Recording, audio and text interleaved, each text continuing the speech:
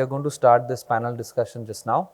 We have 6 participants with us today. I would like to welcome them on the stage. Please do welcome them with me. We have Saibal Roy, who is the Senior Vice President.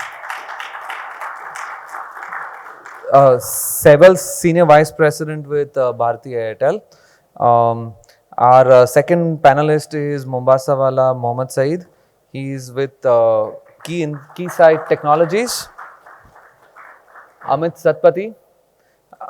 Amit is the head for the IoT and enterprise business. Uday Dodla, please welcome him.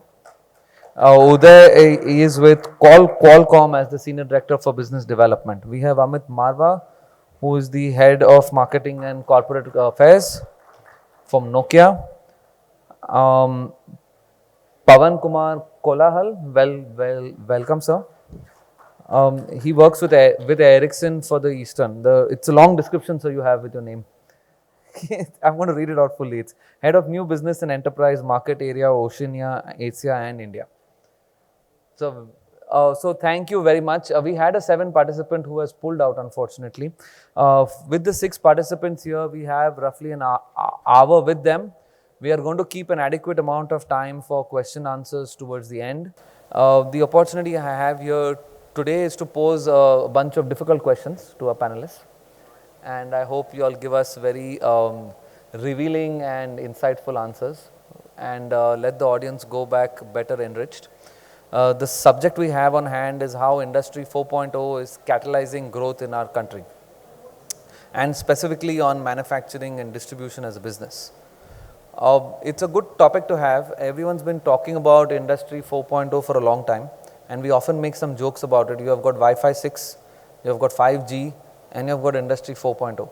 So instead of playing a number game in KPMG, we call this business Industry X.0. So we are not sure what that X can be, so we're just calling it Industry X.0, not to confuse our clients with numbers. So as lead for Industry X.0, it has been my privilege and job in KPMG to bring together the best of all the industry's competencies to offer very bespoke services to our clients. And it is in that same position today that I have the privilege of 6 panelists here. They all represent different aspects of the Industry 4.0 business, and they are fully aware of the kind of opportunity that the market affords. They are going to spend a few minutes talking about that. They are going to answer questions specifically around interoperability, cyber security. They are going to talk about trust issues. We are going to talk about chip shortage issues. Uday, thank you very much for proposing to answer that question. He wanted to stay a little bit away from that question, so we will let the others talk first. And then we are also going to talk about wider topics which are around things around the roadblocks. Saibal, we'll start with you. Everyone's clear. There's a huge big potential about how Industry 4.0 is revolutionizing the factory lines. The question is for tomorrow, but actually we are seeing that happening today. There are factories in India which are getting tagged as lighthouse factories as defined by the World Economic Forum, etc. It's a big point of change for us, especially when India is trying to become a manufacturing participant of sorts. In that environment, the question for you, sir, is that how is it going to impact the manufacturing landscape in particular? Use Airtel examples and what you've come across in your previous experience as instances to give us examples of how we can grow there. And then how do we stand and how do we fare on the maturity as an industry and the adoption rate that we have? So it's a 3-part question for you, Saibal. Thank you. It's a very long question, but I'll try to answer perhaps. Should I start with my introduction? Yes. Okay, so I am Saibal Roy. I represent Bharti Airtel Limited, and I'm responsible for B2B business in North and East. And I also head the manufacturing vertical nationally. So that's about me. And I've spent good long 10 odd years in Airtel itself, and with an experience of nearly 3 decades in the industry, prima facie completely in B2B space. Coming back to the question, what you talked about was on the manufacturing space. Let me tell you, the manufacturing is definitely at the cusp of evolving into a different ballgame altogether, where the special purpose vehicle would be telecommunications. It's all about telecommunications getting connected. It's all about how do you make automation happen. So Industry 4.0, if I just give it analogous, is that when we talked about cloud at a given point of time, we used to say cloud was on cloud, right? The cloud was on Badal pe hota tha. That's what we used to talk about. And today cloud is a reality. And in days to come, you will see manufacturing, Industry 4.0 is going to explode that way because everything in the industry is going to get connected. There's going to be trillions and billions of connected devices all over. And how do you do that is ultimately it's a massification which has to happen. With telecom networks and basic pillars of that is, if I may say, high-speed network is one of the major ingredients there. Second we talk about is the AI perspective or the analytics perspective, which is the second ingredient which is there. Third piece is, of course, you also have the entire ecosystem what you develop there, which is about the sensors and the devices, because ultimately nobody in the industry space is going to change the existing devices. They're going to be retrofits available, they're going to be interfaces available, and ultimately it's that massification will happen. And finally, the edge cloud. So edge cloud is also an extremely important cohort in this entire space, because at the end of the day, when you actually move, the entire automation will happen and the simulation will happen locally there itself. So the edge cloud becomes an extremely key ingredient there too.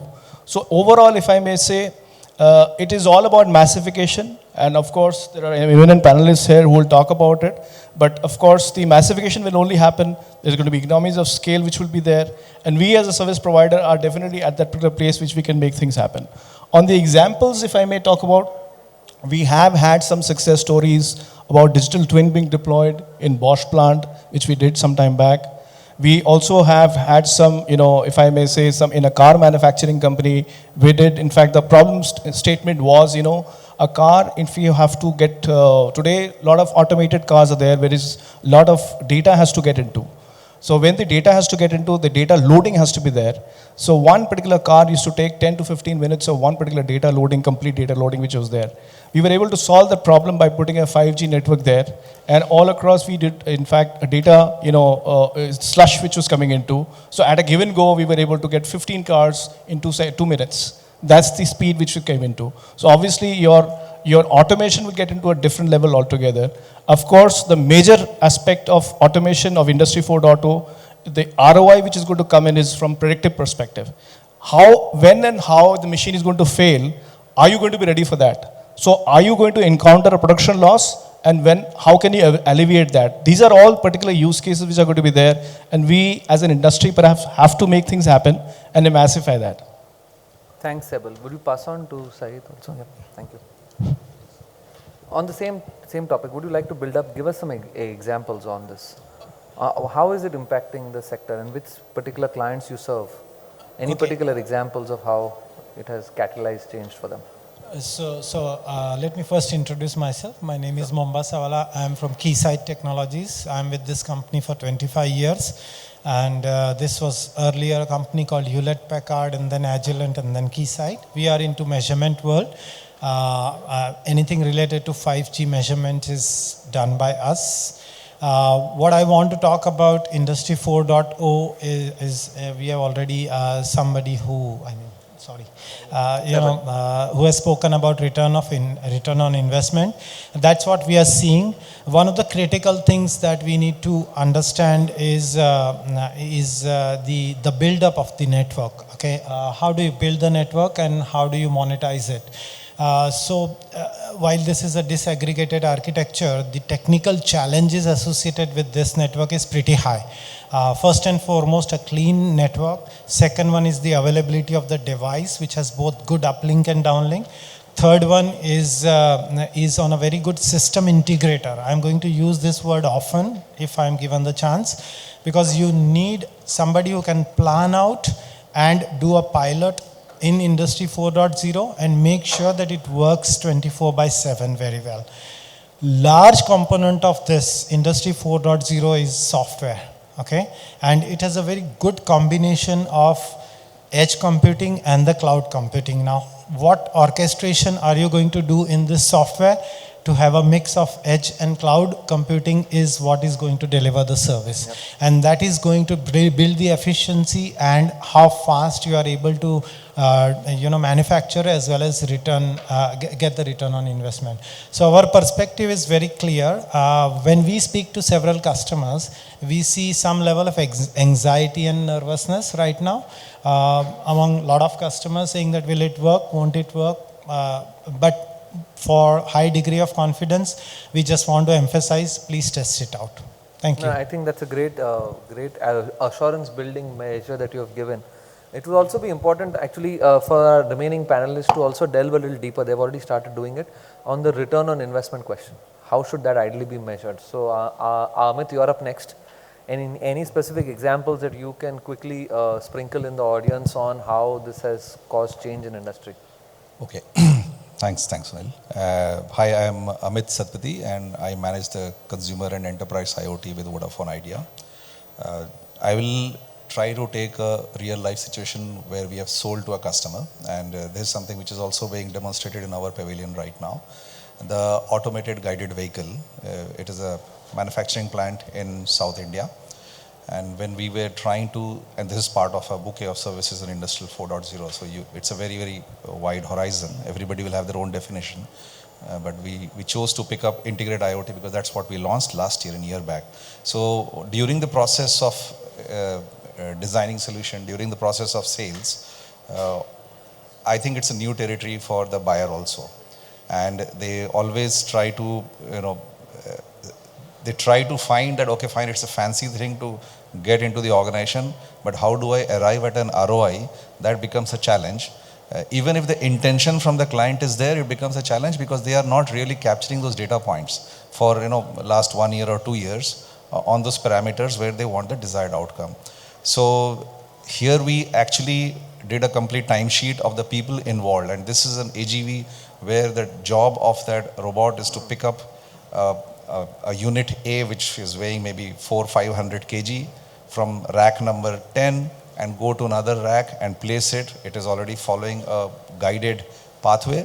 So an entire timesheet was calculated.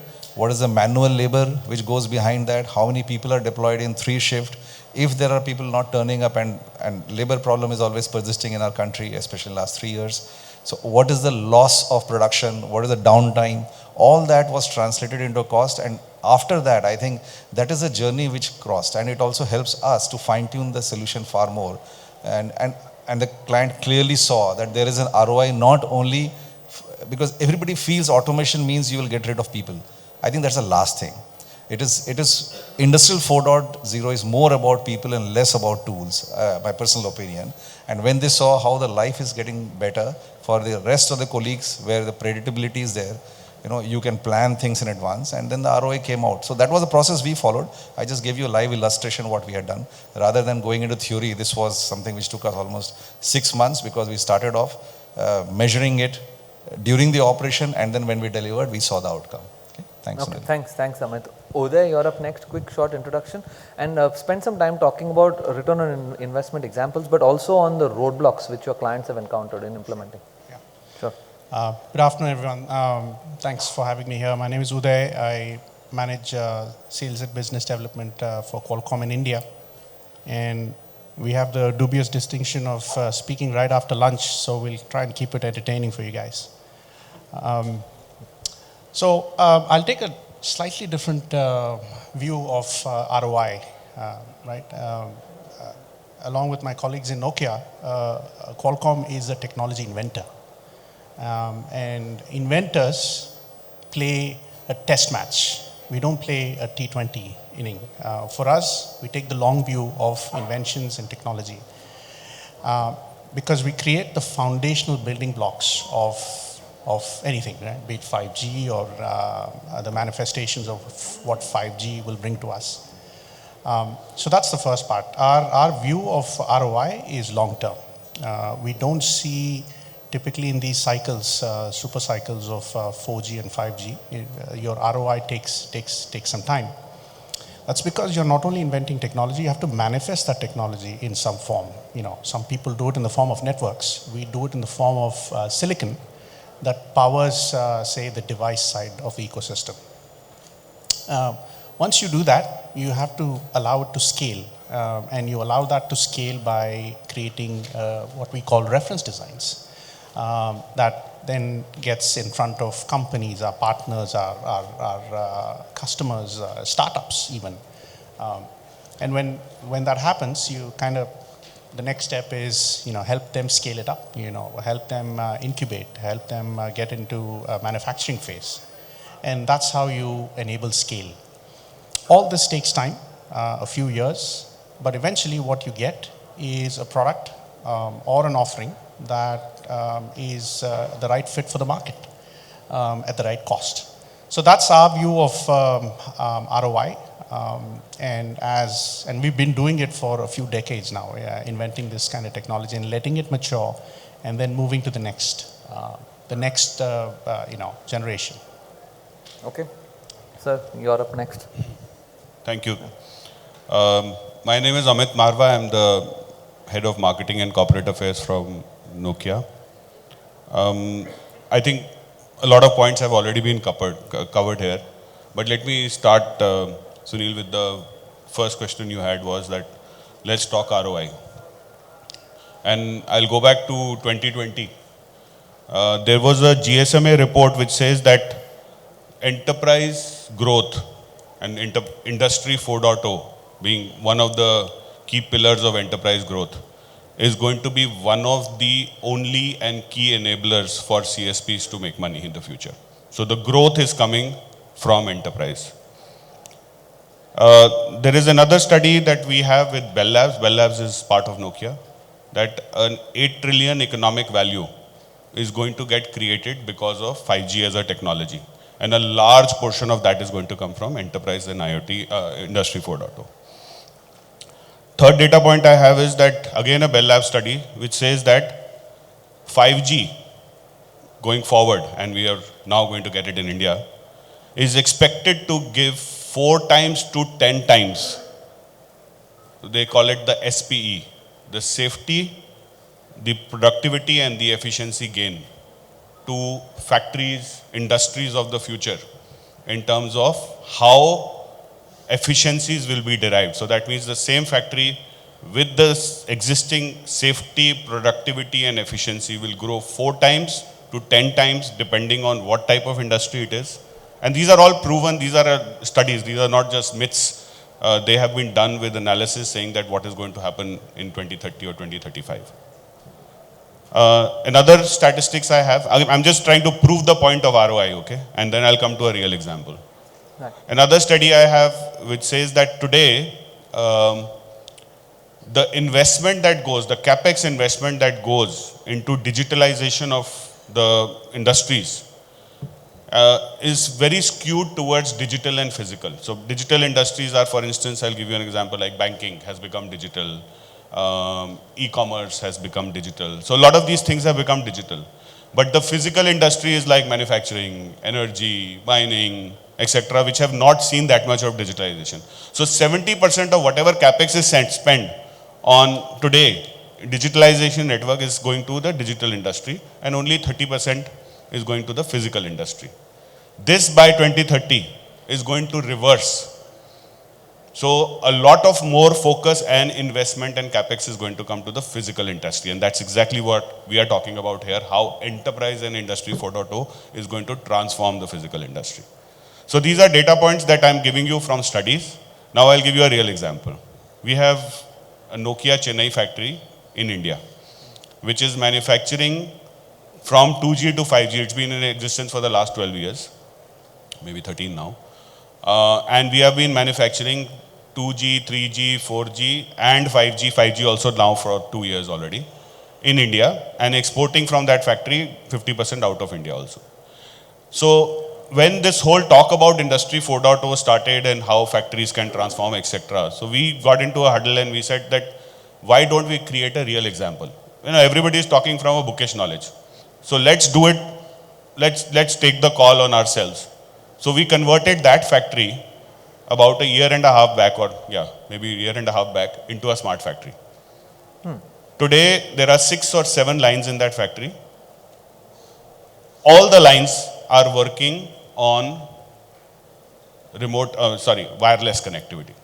We have taken out approximately 1,500 kilometers of LAN and WAN cable from the whole factory environment, and every machine is connected on a SIM card today, on a 4G network, and we are not even 5G. I mean, that's working on an Airtel SIM card, for example. So all the machines are now wirelessly connected. So which means that you don't need the Wi-Fi because you have a LTE network, and it's a reliable LTE network that we are giving. Having done that only for 1.5 years, our factory has reached from, I think we were at 78% efficiency to something like 95% efficiency in terms of productivity. Having done that for 1.5 years, our factory people, and this is up to March statistics that I get, 31,000 man hours have been saved. 31% of labor time has been reduced. And I told you how the efficiency. So I'm saying efficiency, labor time, man hours, all these are real examples. What do we need from Industry 4.0? Why do we need Industry 4.0 in various industries? Two things: to reduce the cost and to increase the revenue. When you do this cost savings that you do, you automatically get a much more profitable factory for tomorrow. So, I mean, these are real examples, and these are facts which at least help you answer the ROI question. And the second question you had about challenges, you want me to take it right now, or maybe I've taken too long? We'll give Amit, we'll give Pawan a chance, and then we can pick up. Pawan, 15-second quick introduction, and maybe focus a little bit on the roadblocks. Sure. There's a good amount of talk already happened on examples. It's clear to the audience that there are good, solid examples. What would be the roadblocks as per you? Sure. Hi everyone, I'm Pawan Kolahal, Head of Enterprise and New Business for Ericsson India. I think a lot of good points made here. Happy to be part of this esteemed panel. When we actually look at the potential of India itself, right, I think we spoke about it, but just to reiterate, the projection is by FY26, 25% of GDP of India will be by manufacturing, which is in excess of $1 trillion. And if you look at the spend on manufacturing itself, Industry 4.0 spend or technology spend was close to $5.5 to $6.5 billion. Okay, 50% of that was tech spend, which is cloud, IoT, big data, RPA, and 75% on discrete, which is auto, electronic, and 25% on process, right? So the point is there is already a lot of spend happening in the industry. What we are seeing is currently a lot of this spend is being done, especially in some of the areas that we are focusing on, is being done on conducting POCs, in trying to see how you can scale the existing setup, right? So I think one of the challenges, before we kind of get into a slightly broader context, one of the challenges is if you go to a brownfield factory today, they are trying to figure out how we can increase the efficiency without actually trying to create a completely new factory, right? So they're talking about improving the yard utilization, improving the efficiency of the current assembly lines. How can we make sure that we can do more with less? And I'm not just talking about a factory. You can take it for a port, you can go to the airport, any context, right? Yeah. So I think that's the first thing, right? The technologies must work within the existing context. Very rarely you will get a greenfield scenario where, you can kind of redraw everything. So that's the first challenge, okay? Now, if you actually take it slightly up from an industry perspective, in India, some of the large enterprises have got the budget, the vision, to invest in these technologies and make mistakes and experiment. The challenge we have is with the MSMEs. So if you see, 90% of manufacturing in India is done by small, medium enterprises, contributing to, say, 33% of export output, 45% of overall output. And these guys have a challenge of lack of scale, lack of vision, and maybe even leadership. So I think the real effort can be made in terms of spurring up this sector. How do we support them? Maybe as a team or through our service providers, we actually go and encourage them to adopt these technologies, sustain those POCs. They will fail, maybe out of 10, 5 of them will fail. So I think it's a question of giving a sustained push. And that is where the very tricky question of ROI comes, right? How much should you do before you want to actually go ahead? And by the way, ROI is not just for MSMEs. Even some of the largest enterprise we speak to in India are looking, I'm just putting a figure of ROI of less than a year, okay? And remember, in India, we have a solid labor surplus, right? It's not about, and I think someone rightly mentioned, it's not about getting rid of people. You will never get anything from there. So the key is improving the efficiency. Even by 10-15% efficiency, I think, as we heard the example, can make a big difference. The second thing which we hear is safety. So I think so far in India, safety has been important, but now we see a real push. So you want to make sure that people are safe, whether he is working in a port or whether he is working in a mine. And the third important thing is sustainability. So we think if you look at it from an overall benefit perspective, I think these are the key. And the challenge is to get these technologies out there and make them work in the existing environment, right? Yep. So we have several examples. Maybe I'll just quickly quote one. This is for one of our, we have 5 factories globally, through which even we have a factory in India on which we are currently undergoing digitalization. But one of the examples I would like to give is from a factory in Nanjing, where we had this connected screwdriver which is putting together the radio. Till I think 4 years back, all manual people used to actually go note down the wear and tear and write the Excel sheets. We just put a sensor, we put an NB-IoT sensor there, connected it back to the network, and the ROI was actually, I think, in less than 2 years, right? So it's just the fact that the wear and tear and all the information was coming digitally, all the Excel sheets were junked, that has given us all the benefits. So I think the key is to identify real problems. The key is to identify how you can make it work in the existing environment, and then obviously make it scale that particular technology. So these are some of the initial understandings. I think, thank you. This has set the tone actually for this discussion. We are in halftime. We have heard important things like thank you for bringing in the terminology of SPE, safety, productivity, efficiency, and thank you for throwing all the billions. We get to see all that money. But the truth is that if everyone gave me just a 5 rupee coin, a nice golden looking 5 rupee coin minted in India, asking me what is the ROI, I would be a very rich person today. As much as we like to think that ROI, and I want to take your view, it has to be long view. You have to take a long view. But these annual numbers and March 31st and September 30th just passed us. Those dates tend to come in the way.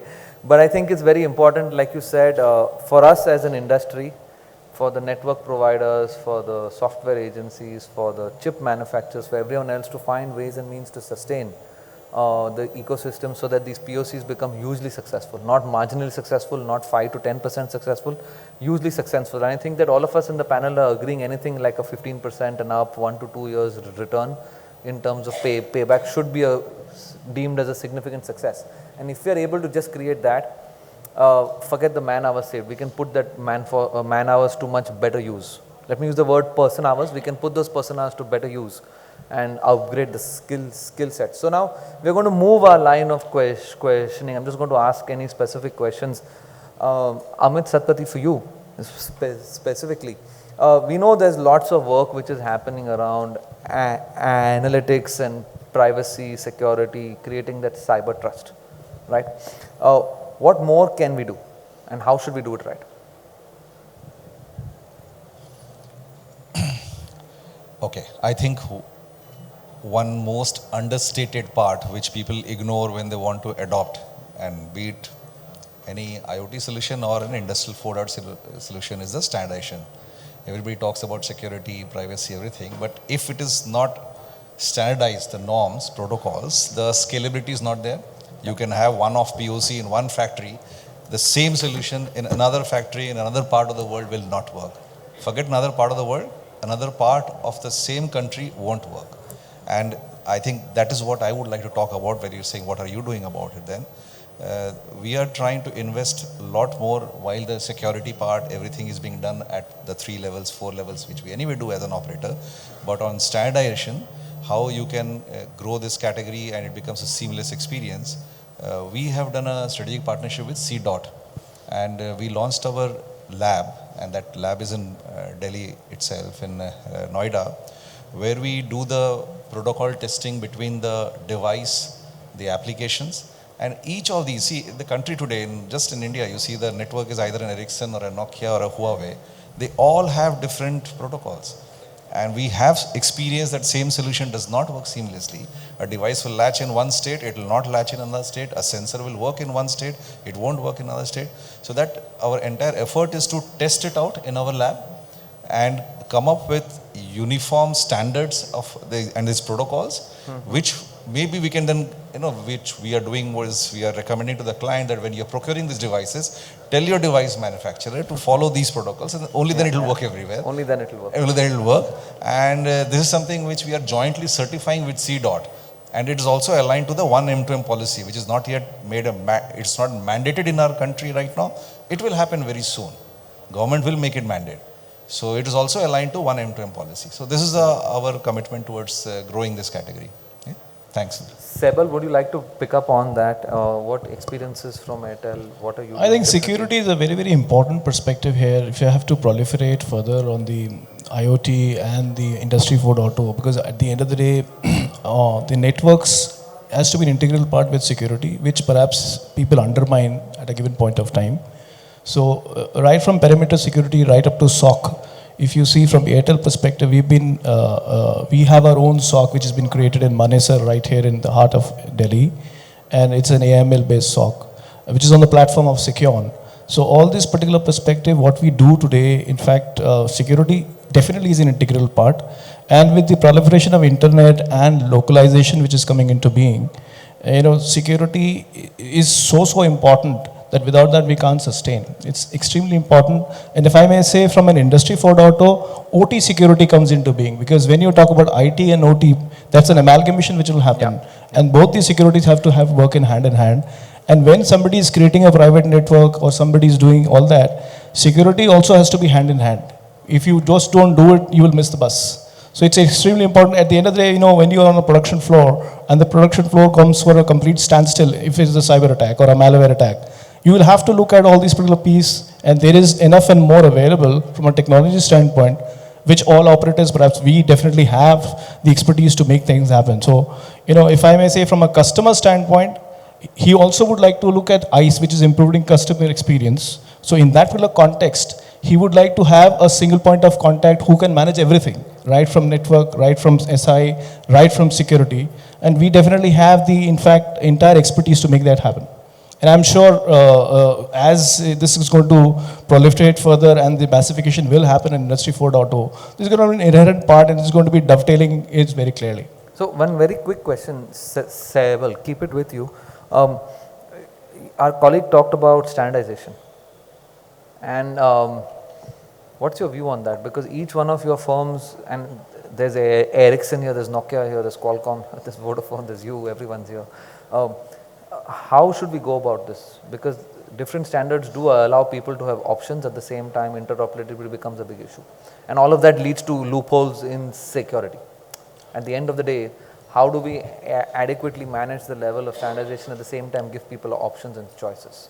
Let me tell you, if from an industry standpoint, there is a brown field, there's a green field. It's a easy to problem to solve in a green field perspective because it is coming from scratch. Yeah. But in a brown field, you have to have retrofits, and you can't go and change the machines or the turbines. You'll have to have a retrofit which has to come in, and obviously there has to be a standardization which has to come in.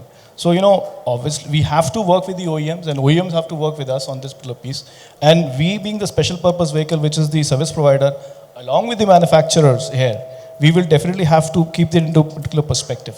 This is extremely important to have a standardization, because otherwise interoperability, if I go back into earlier technologies also, interoperability has been always a challenge, but I'm sure this will get diffused. I am pretty sure if it has to proliferate further, interoperability has to be taken into cognizance. It cannot be one organization's patent as such. It has to be all over, and there has to be a standardization. Okay, thank you. Sir, would you like to comment on this, Mombasawala? Okay, thank you. So I want to touch on two aspects. One is on standardization and second one is on security. Let me talk about security first. When you talk about Industry 4.0, there are two aspects that you have to think about. Since we are doing it on 5G, the operations can be jeopardized with frequency jammers, okay? So there is a security which is required at RF level by scanning the entire operations, okay? So that is important. Second one is on the cyber security. So there are different deployment scenarios that have emerged with time. So there are 4 of them I'm not going to discuss. One is completely isolated. Another one is completely firewalled, wherein you have the integrated system with the operator. Fortunately, most of the people are talking about ISM band deployment for Industry 4.0, wherein we will have some flexibility. But these are the two aspects that people have to remember about security. You can test out security to as much as you can. There are test gears available from Keysight. That's one. On the standardization, we have gone much ahead in Industry 4.0 on standardization. Again, there are two parts. If you talk about normal phone, the standardization is defined by 3GPP for conformity. Okay, so we call it as conformance test suites. If you pass it, that means you are ready to deploy into the network. Second one is on Industry 4.0. There are several standards which are designed. For example, a must-meet URLLC of 1 millisecond for IoT, transport and logistics. That's the most stringent one. Time synchronized network and position accuracy. These are the areas where industry is struggling and working on and will be further standardized. If you take care of all this aspect, then you are relatively safe. So we are heading towards better standardization. Release 18 is talking about much on AI and ML standardization, and I'm yet to see what's going to unfold in that release 18. Yeah. Okay, thank you. I would just like to now quickly switch over impact of 5G. It is a very important topic at the event where we are. Would you like to pick up a point on that? How has the impact of 5G on manufacturing industry 4.0 in India at large? When you said, just to the previous question, I had few bulbs suddenly waking sure, up. Sure, cover that and then come to my question. So it was standardization, security, completely agreed. There is no denying about it. But I think there are, in my view, two more things that are extremely critical for this to work. One, according to me, is awareness. When we talk, he was talking about the MSC sector. I completely agree. They need to understand how this can benefit them. They need to know कि एक machine में ये छोटी सी चीज़ करने से how they can create an efficiency and how it is going to save them money, which is not going to come tomorrow, but maybe it's going to come over a year. But it's awareness. So very, very critical awareness. And the second point is, again, like Suneel, you mentioned, people are scared. Is this industry 4.0 going to result in loss of jobs? Maybe yes, because some manpowers will be saved. But then there is a huge opportunity to reskill. So I think people need to be assured at the same time, efforts need to be done to reskill them to do better jobs and different jobs than what this requires to be done. So that's the two bulbs that I had. On your part about 5G, which I think is also going to address two big challenges, which were there up to now with 4G. One is spectrum, and the other is what the enterprise need from a network perspective. Spectrum, we've been talking about industry 4.0, and trust me, it is possible in 4G also. There is no rocket science that 5G only can do industry 4.0. It can be done very well with industry. Why it was not being so popular and why it did not become so big is because the operators did not have enough spectrum to carve out for an industry 4.0 use case, because they had to serve the commercial subscribers. The spectrum was already choked to just give mobile data to you and me and voice to you and me, and carving out a specific spectrum to do industry 4.0 was a big challenge across the world for all the operators. So number one, 5G is going to help in solving that problem because new spectrum is available. Yeah. The second problem that 5G is going to solve is slicing. There's something called network slicing, which was not available up to 4G, which means the requirement for a mining industry is very different from a manufacturing automobile industry, from a power grid, which requires very different network resources. So these are two things that 5G will, I think, help in, at least. Okay. Yeah, just again, thanks. I think that was a very, very comprehensive response. And just again, back on the previous point of security, right? I think the other aspect that we are seeing is when people talk about 5G, right, they ask why is it different, right? What is the benefit, right? So we have kind of started looking at some of the features, right? If I go down one level, right, we're talking about both the transport, the control, the user plane, complete encryption. We're talking about the IMC encryption. And so if you see, we did a recent survey in India, and one of the reasons why people are looking forward to 5G from enterprise is quality. So I think that is the most important thing. If you're looking for a network which is to be provided for a business-friendly kind of a situation. Maybe 5G is not the right network for you, but the moment you're talking about moving into a business critical to a mission critical, then definitely you need to look at 5G. That's number one. The other thing, coming back to the opportunity in India on 5G, I think the question is more in terms of what does the enterprise want to do. So, and I think as Amit rightly said, it's something that 4G can address today. For example, if you talk about the biggest challenge on shop floors is mobility. So you put up a Wi-Fi there is an AGV connected, it stops right in the middle because it is no session mobility. So I think that's the most basic thing that people, so if you have a mobility use case, it makes a lot of sense, right?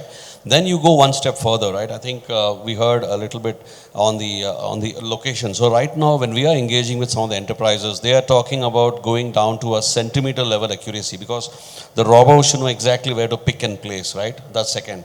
Then with some of the advanced manufacturing companies, right, who are actually, I think interestingly we spoke about release 17 and 18, they are actually wanting UR LLC right now in India. So we're talking going down sub 10 millisecond accuracy.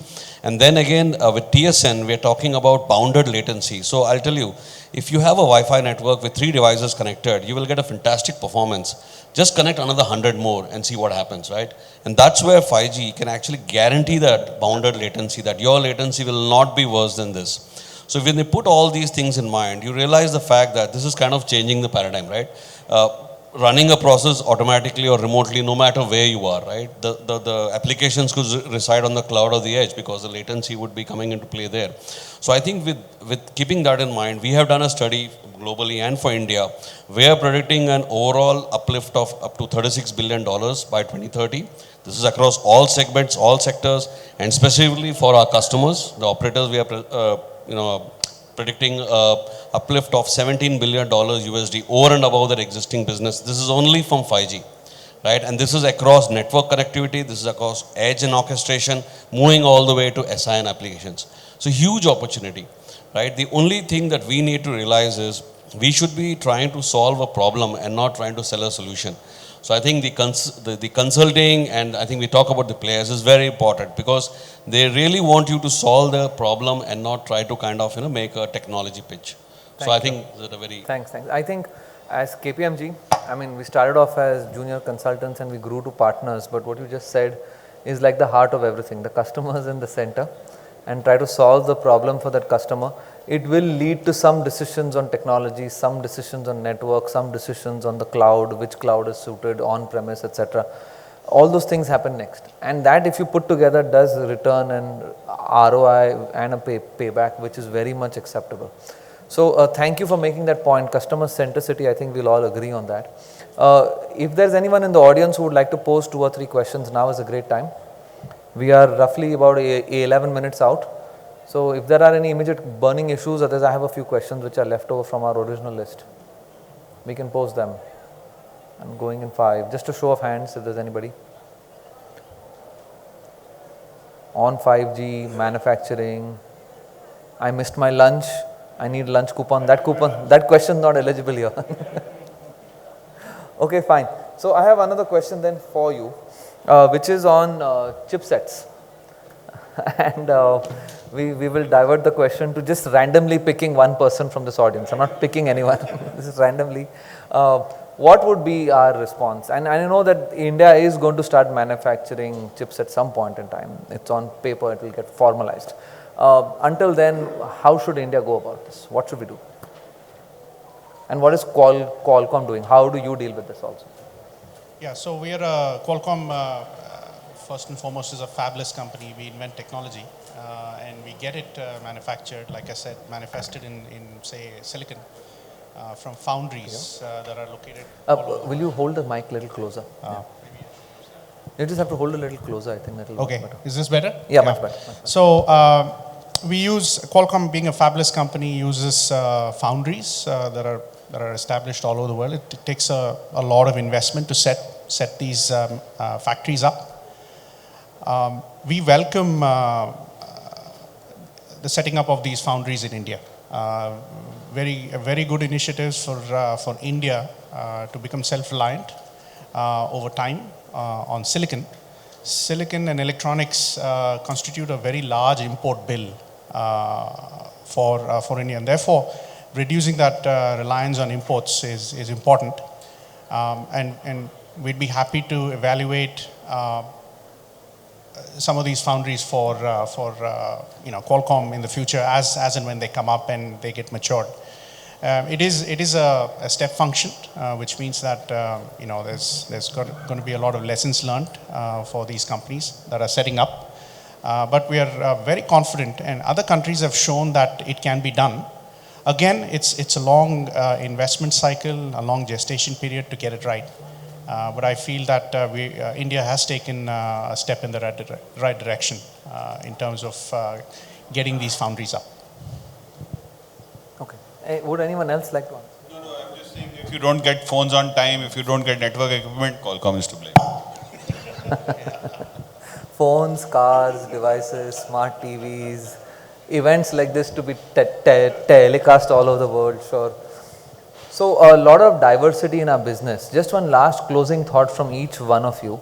We talked about standardization. We talked about the importance of standardization for improved security and safety, and it leads to some productivity, efficiency improvement, etc. We talked about some methods that India and the world is taking towards making the standards more robust, etc.